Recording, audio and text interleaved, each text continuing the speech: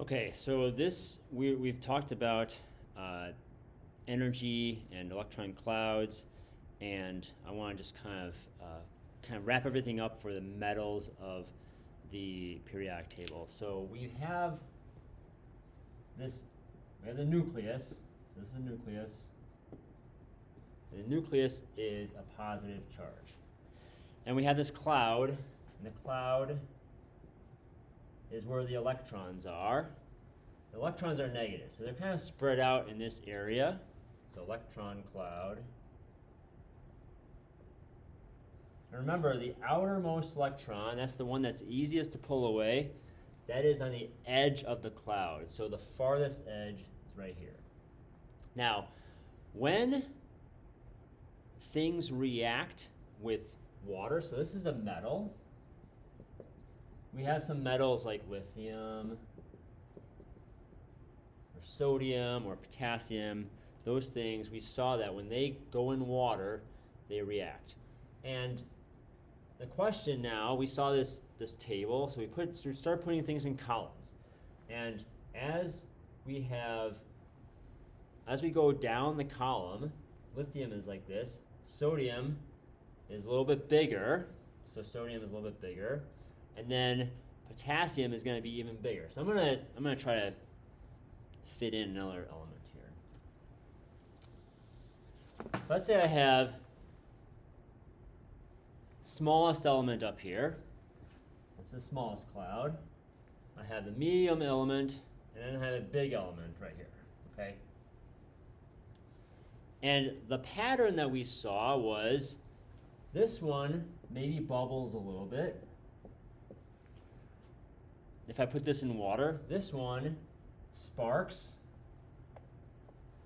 and this one explodes or flames. And so the question is, why does that happen? Why does this one have a small reaction, this one get a little bit bigger, this one get a little bit bigger? And the missing piece of evidence that we need is when a metal reacts with water, the electron gets pulled off. So when a metal reacts with water, the electron, it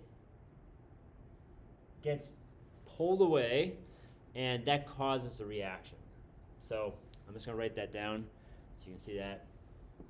When a metal reacts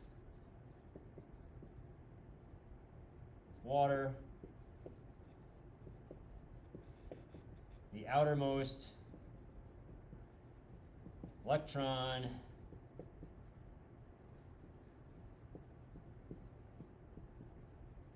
gets pulled away. Now,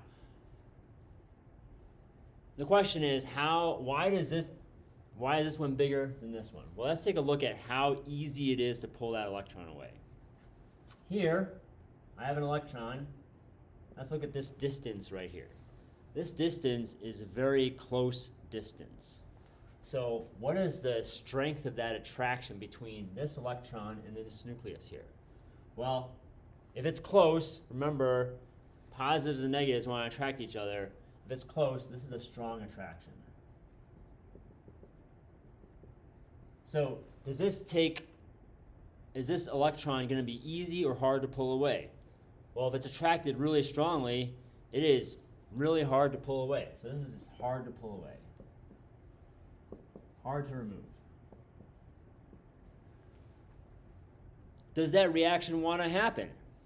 Well, if it's hard to remove, no. You know, if you have a, let's say the reaction would be something like, I want you to move an object from one place to another.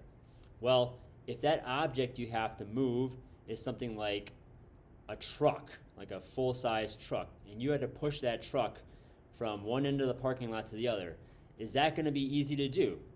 No. So it's going to be really hard to do. That's kind of like a slow-moving reaction.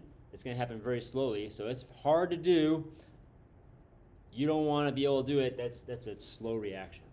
Well, this one here, now look at the extreme. This electron is far away from the nucleus. So does this have a strong attraction or weak attraction? Well, if it's very far away, this is a very weak attraction. So if it's a weak attraction, that means this electron, can I pull that away easily? Yeah, it is really far away. And so this is easy to remove. If it's easy to remove, can you see that better?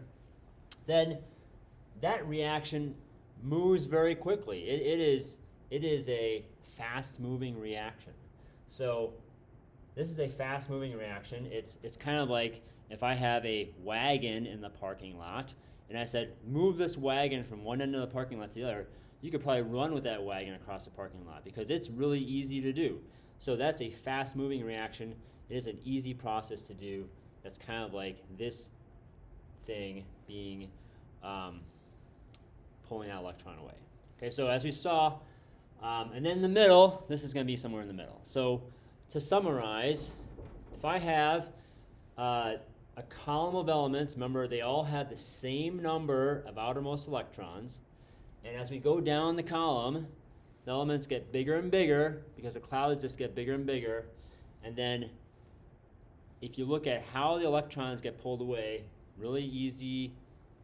hard to remove. This is a very strong attraction, so it's a slow reaction, but as we go down, the electrons get easier to pull off, and it is really easy and fast reactions happen.